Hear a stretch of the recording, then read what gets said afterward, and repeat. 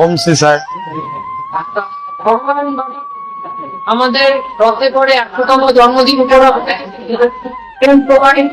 ঘুরে বেড়াচ্ছে। আপনি একজন রথের সারথি।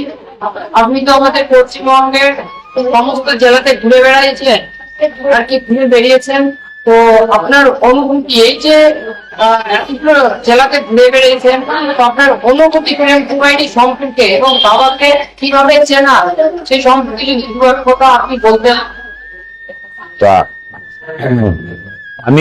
আমি একজন বেসরকারি সংস্থার এক বাস ড্রাইভার।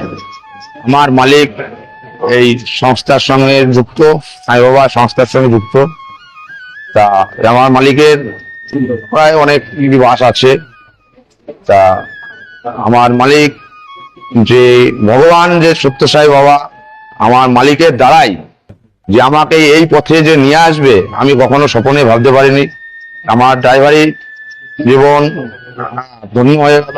এই যে আজ 20 বছর ড্রাইভারি করছি, তা এই ড্রাইভারি জীবন আমার ধন্য হয়ে গেল। আমার এই যে উপলব্ধি, আমার মানে আনন্দে আমার চোখে জল চলে আসছে।